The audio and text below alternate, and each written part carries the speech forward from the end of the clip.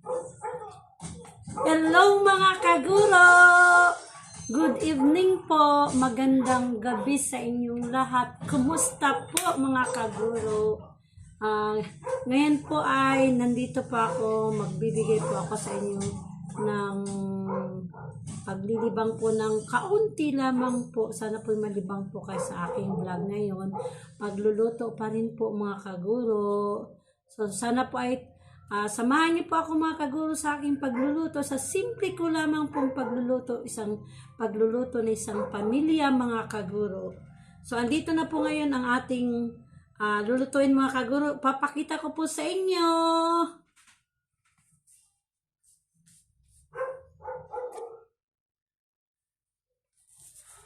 Ito po ngayon mga kaguro ang ating lulutuin. Bangos mga kaguro, meron po tayong 7 hiwa na bangos. Hindi po natin inubos mga kaguro, bali siyam na hiwa po yun. Nagtira po tayo ng 2 kasi madami na po dahil 2 lang po kami nandito ngayon sa bahay. Dahil yung aking anak ay nandun po sa kanyang girlfriend at doon na rin po maghapunan at baka po doon po matutulog. So, bali po, kaya po 7 piraso ang ating lulutuin ngayon mga kaguro ay 3 yung amin or 2 pirasong hiwa or 3 tapos kila ate ay 4 na hiwa mga kaguro. So ito po yung ating lulutuin mga kaguro, ang bangus.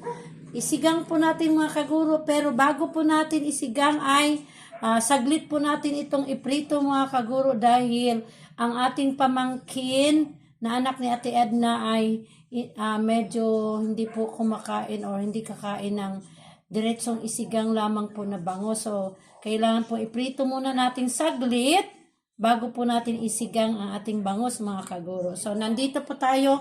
Imbis na kangkong mga kaguro ang ating ihalo sa ating sinigang na bangus ay ang puso ng saging, puno ng pagmamahal mga kaguro. So, meron po tayo ditong ugasan ng bigas. Ayan po yung ating ihalo para sa sabaw mga kaguro. Yan. Then, meron po tayong 4 na sili. Siyempre, yung ating pang-asim mga kaguro, yung ating powder, tamarind powder mga kaguro. Meron po tayong 2 kamatis, 1 sibuyas, at siyempre yung ating asin, pampalasa, pampantimpla mga kaguro. Ayan po. So, let's go mga kaguro. Magluto na tayo at samahan niyo po ako mga kaguro. So, bago po tayo magsigang ay, siyempre, prito pa po natin muna mga kaguro So, dalhin na po natin ito mga kaguro doon sa ating munting kusina mga kaguro. So, ayan po. Nagsaing na po yung ating asawa at naka-ready na po yung ating sinaunang kawali mga kaguro, yung ating maliit na kawali. Ito po yung ating gagamitin para pagprituhan ng ating bangus mga kaguro. So sinindihan ko na po yung ating kalan. So ayan po. So dito po natin prituhin ang ating bangus. Saglit lamang po natin prituhin mga kaguro. Hindi po talaga natin lulutuin ng mabuti ang pagprito mga kaguro. So ayan po. Samahan niyo po ako. So, lagyan na po natin mga kaguro ng mantika ang ating kawali mga kaguro. Para maprito na po natin ang ating bangus.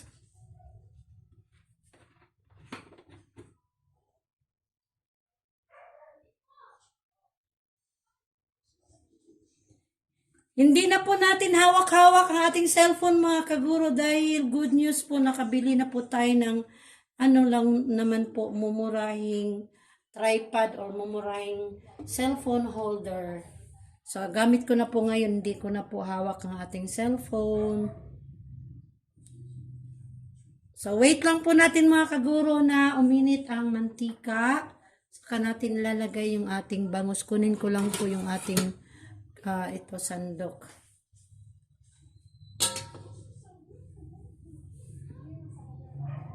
So, reminder po, pag magprito po tayo ng bangus, kailangan po mag-ingat tayo dahil ang bangus po ay malakas tumalsik kapag nagprito tayo ng bangus. Kaya kapag nagprito po tayo ng bangus mga kaguro ay tiyakin nating meron pa tayong pangkalang para hindi tayo mapaso, or pwede rin ganito po mga kaguro ang gagawin natin. Pagka isasalang natin mga kaguro ay takpan natin. Tapos patayin po muna natin yung ating kalan. Pag ilalagay natin para hindi tayo matalsikan mga kaguro. Tapos pagka mag-ahon naman tayo, kukunin natin yung medyo naluto na pong ating prito, ay patayin natin ulit yung ating kalan at antayin natin na saglit na medyo medyo lumamig yung mantika, saka po natin kukunin para hindi po tayo matalsikan or hindi po tumalsik mga kaguro. So ayan po, malapit na po uminit ang ating mantika. Kapag mainit na po itong ating mantika mga kaguro, ay patayin po muna natin saglit, tapos ilagay natin yung ating yung ating bangus. Yan.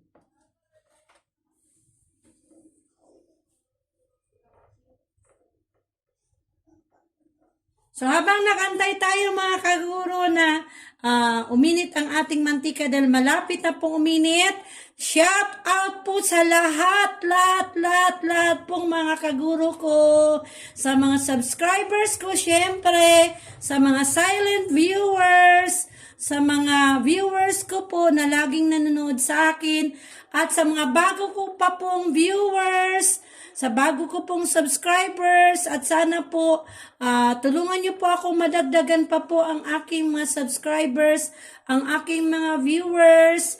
Juneva Lavis po ang aking channel, si Ma'am Eva po. Sana subscribe niyo po ako please mga kaguro. Kayo lang po ang makakatulong sa akin para madagdagan po ang aking mga subscribers at ang aking mga viewers.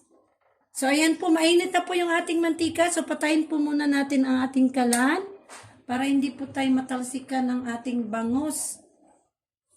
So, wait lang po tayo ng konti para lumamig yung mantika mga kaguro at ilagay natin ang ating bangus. Kung hindi naman po, kung kaya nyo naman po maglagay dyan na mag-ingat lamang po tayo na hindi po tayo matalsikan mga kaguro kasi mahirap pong mapasok po tayo mga kaguro. So, ayan. So, siguro medyo malamig na po yung mantika. So, lagay na po natin yung ating bangus. Yung bangus po pala natin mga kaguro ay nilagyan natin ng, inanuhan natin ng asin. Ayan.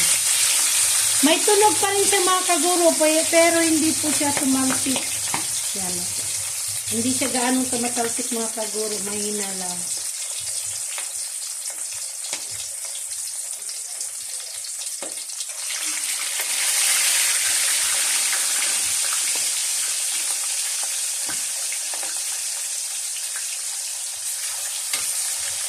So, remember po, dahil isisigang po natin ito, hindi natin gaanong lutuin ang ating pagprito. Medyo semi lang po or siya half cook. Yung ating bangus. Ngayon po ay sindihan po pala natin yung ating kalan dahil pinatay natin kanina. Yan. So, hindi po tayo natalsikan mga kaguro dahil pinatay natin muna saglit yung ating kalan. Yung apoy. So, check po natin mga kaguro yung ating sinaing. Baka po ay ayan, medyo kumulo-kulo na po.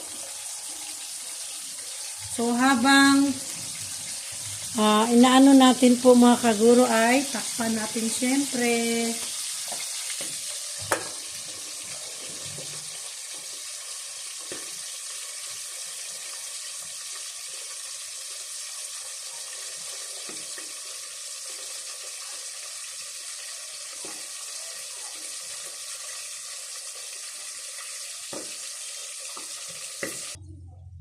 Check natin mga kaguro. Pinatay ko muna yung apoy para hindi matalsik mga kaguro. Yan. So, medyo na half cook na po siya mga kaguro. So, tingnan natin kung pwede nang mabaliktad. So, ayan po. Yan. So, ayan po. Pa-half cook lamang po yung ating pagprito. Saka, hindi po siya Gaanong mga kaguro, hindi siya gaanong dumikit kasi mainit na po yung mantika bago natin nilagay yung ating bangus. So dumidikit man po siya, kaunti lamang po, ayan. Ayan.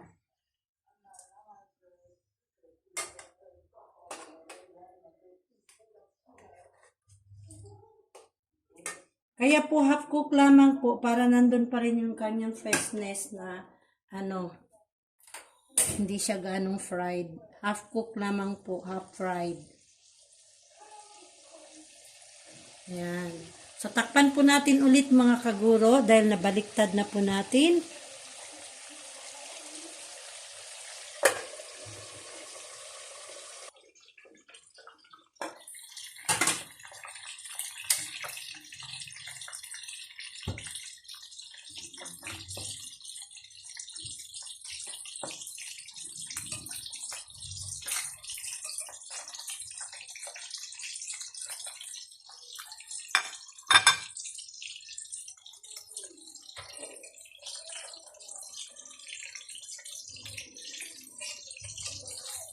Dahan-dahan lang po natin siyang mga kaguro. Kasi baka madurog dahil hindi po siya gaano fried. Yan.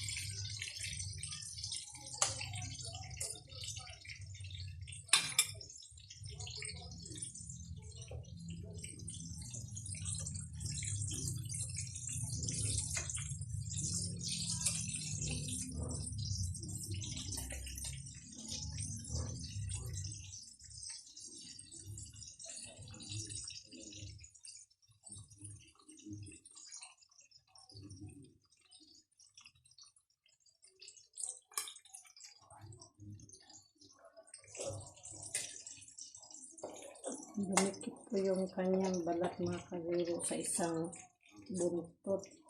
Pero hindi naman po siya ganong naluto. Yan po mga kaguro. Yan, half cook lang siya.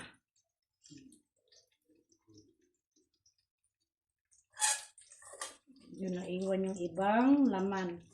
Ito po na ay, natanggal yung kanyang laman mga kaguro. Konti lamang naman po yan.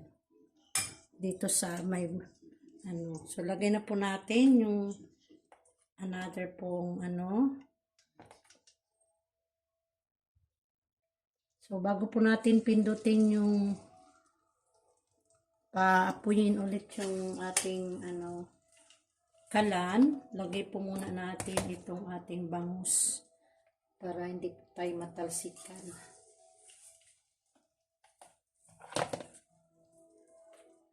So, pagkasyahin na lang po natin tong 4 mga kaguro.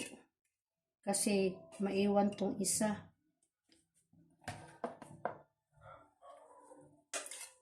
Ayan. Ayan, nagkasya naman. So, sindihan na po natin ulit yung kalan. Ayan. So, takpan natin ulit mga kaguro.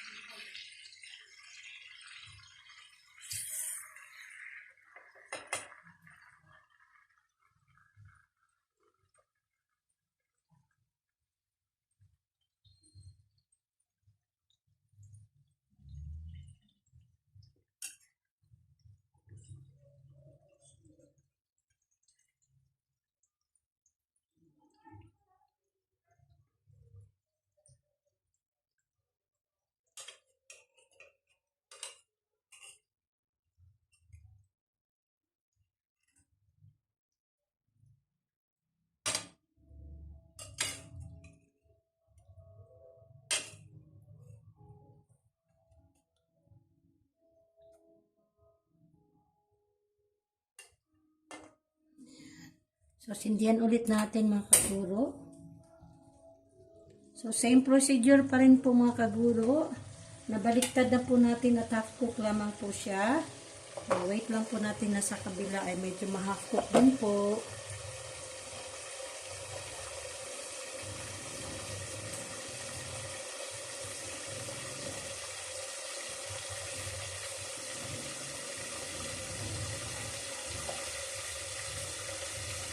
Ito na po mga kaguro yung ating puso ng saging na puno ng pagmamahal mga kaguro. Ayan. Joke lang po pero puno ng pagmamahal dahil ito ay gulay mga kaguro. Nagbibigay sa atin ng kalusugan.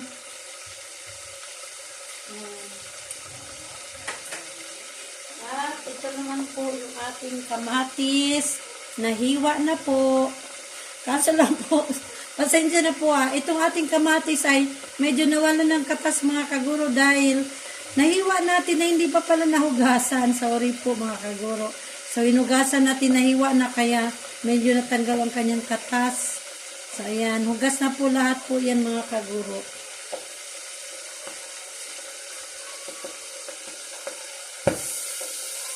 Ayan, narinig nyo po, pumuputok.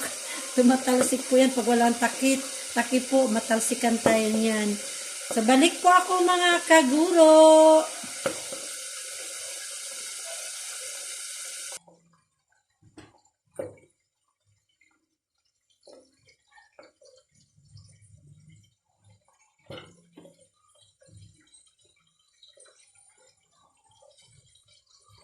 Patayin natin yung kalan mga kaguro. Yan, may buksan natin para kunin na ang ating bangus na hinakcook natin pagprito.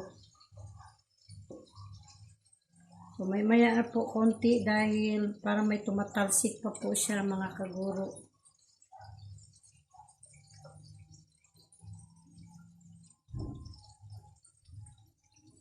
So ayan, medyo humina na po yung kanyang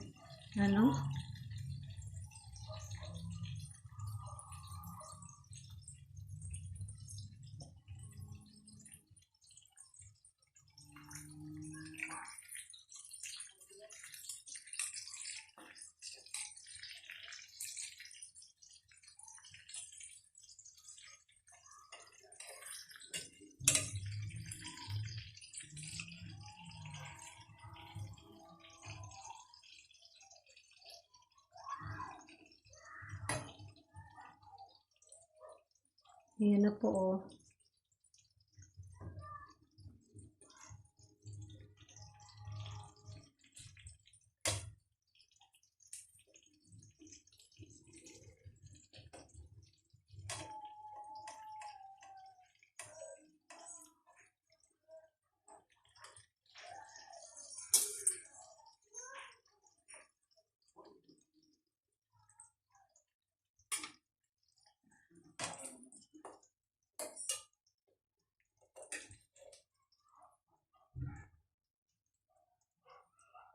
At ang ulo ang tumatalsik kanina habang po, nakatakip siya.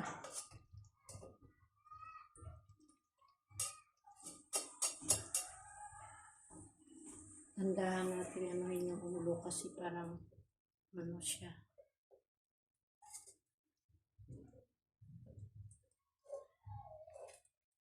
Hindi kasi siya ganong nalubog mga kaguro sa mantika kaya medyo po siya mga kaguro. Medyo dumikit. Ayan, natanggal naman po mga kaguro. Ayan. So, ito isa na lang. Medyo may kaunting dumidikit na mga kaguro pero okay lang. Dumidikit ito sa ating kawali.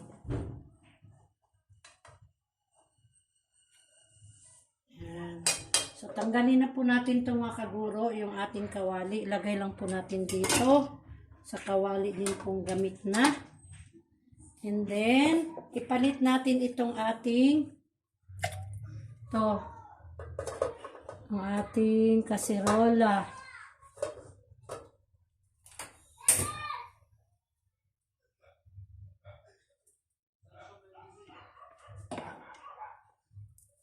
Tapos, igisa natin saglit yung ating kamatis, sibuyas mga kaguro.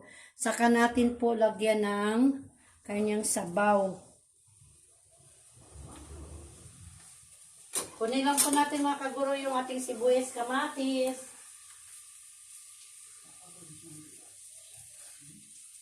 So, dito lang po tayo kukuha mga kaguro ng mantika dito sa pinituhan natin sa bangus.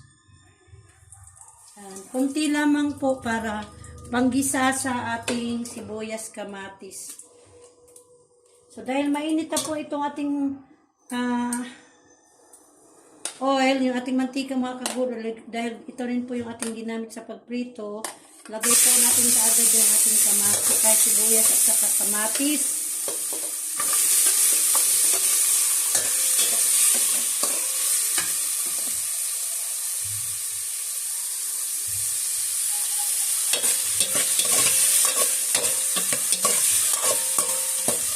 Gisa lang po natin saglit yung sibuyas, kamatis mga kaguro.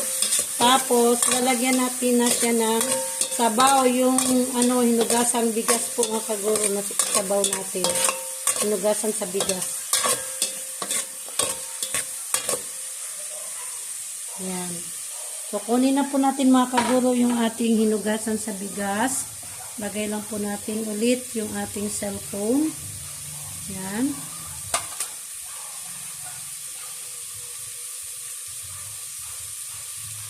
So, lagyan na po natin ng sabaw.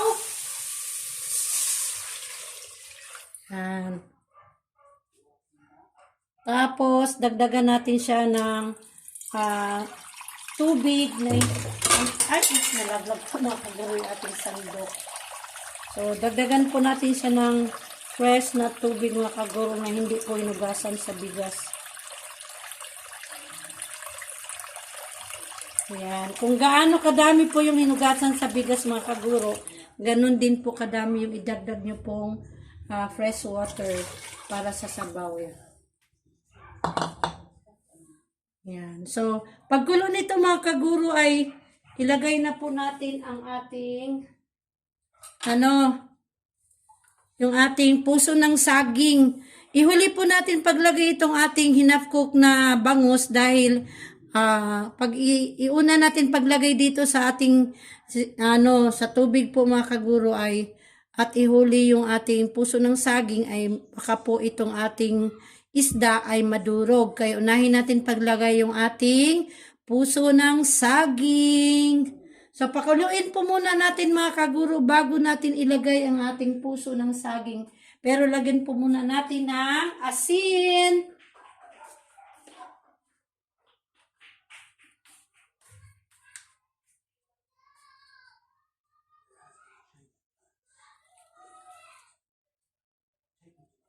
Ayan.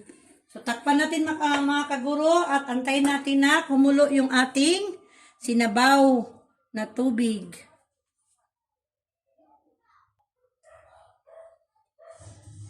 Ayan, malapit na po siyang kumulo mga kaguro. Bumula-bula na po siya. So, antayin lang po natin na kumulo talaga mga kaguro.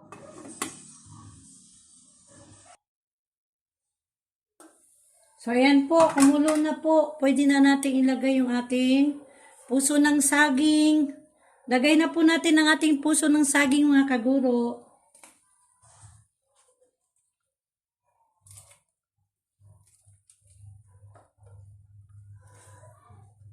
Palambutin lang po natin mga kaguro yung ating puso ng saging. Saka natin ilalagay yung ating bangus.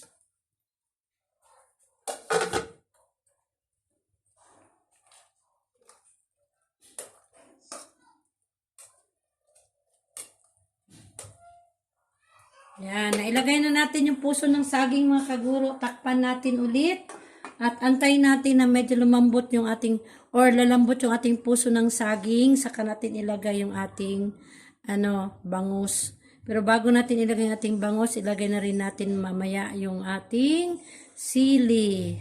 Mahaba na sili. Pansigang na sili mga kaguro. Tingnan natin mga kaguro kung malambot na yung ating puso ng saging. So, ito yung tingnan natin yung pinakaunang ano niya balat. Ayan. So, okay na po. Malambot na po yung ating puso ng saging. Lagay na po natin yung ating sili. Ayan, 4 na sili mga kaguro. Then, isunod na natin ang bangus. Ito na po yung ating bangus na half cook mga kaguro. Ayan. So, isa-isahin po natin siya paglagay mga kaguro.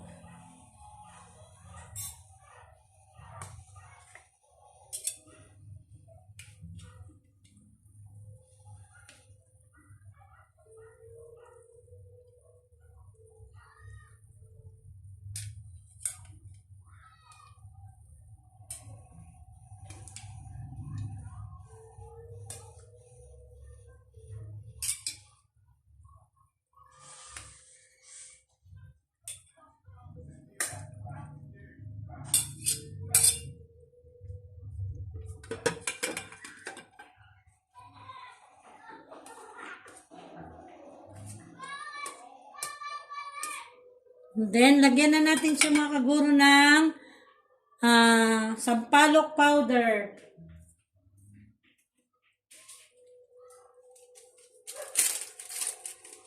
Buksan lang po natin yung ating sampalok powder mga kaguro.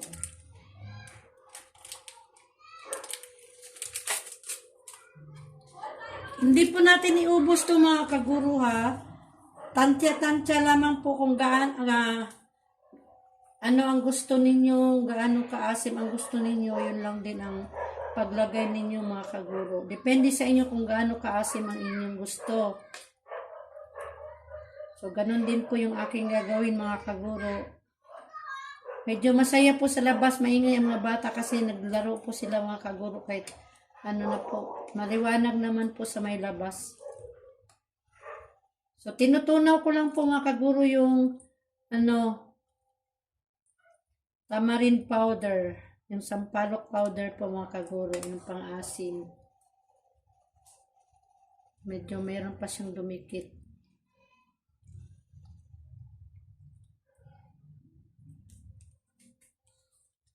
Kuha lang po tayo ng kutsara kasi medyo pa, may dumikit pa po. Oh. Yan. Then, lagyan na po natin siya ng magic sarap mga kaguro. Kunin lang po natin yung magic sarap dito. So, pag kumulo po ito mga kaguro ay tingnan natin, tikman natin kung ito po ba ay tama na po ang kanyang asim at saka yung kanyang timpla. So, takpan po muna natin.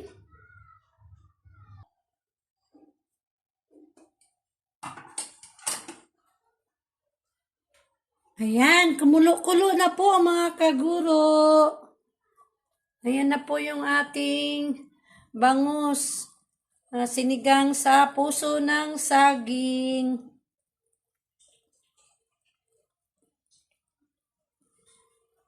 Ngayon po ay tikman natin mga kaguro ha. Kung ito po ba ay tama na po ba sa asim at saka sa kanyang timpla. Ay, tika lang kayo. Parang dudulas po yung ating cellphone. Madulas po kasi yung ating pinagpatungan nitong ating cellphone mga kaguro. So, tikman na po natin.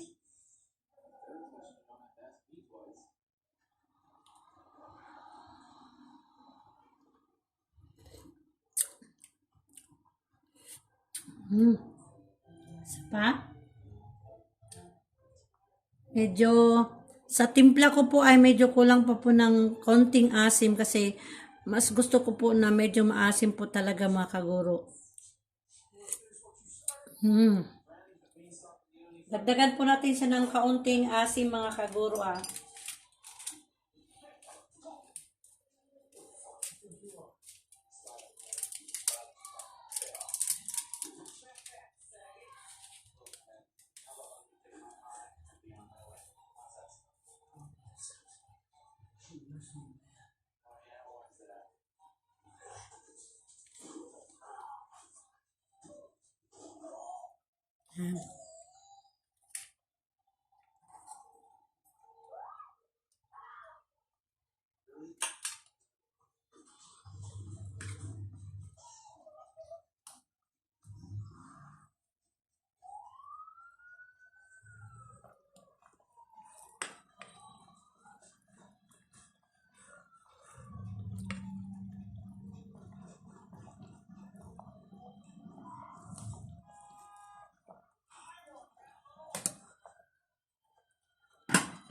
Tikman natin ulit mga kaguro ha.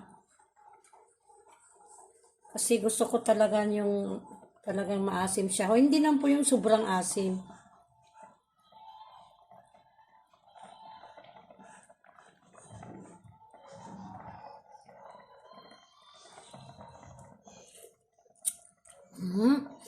Ayan. Okay na po mga kaguro. Ang sarap ng asim. Ayan. So, ito na po mga kaguro ang ating sinigang na bangus sa puso ng saging. Maraming salamat po mga kaguro sa panonood ng aking munting vlog, ng aking simpleng vlog mga kaguro. Lutong pampamilya. Thank you so much and please mga kaguro, do not forget, wag pong kalimutan po sana na i-subscribe ang aking channel. Juneva Loves po or Juneva Loves. Thank you so much and shout out sa lahat. Mag-ingat po tayo and God bless you all. Bye-bye po.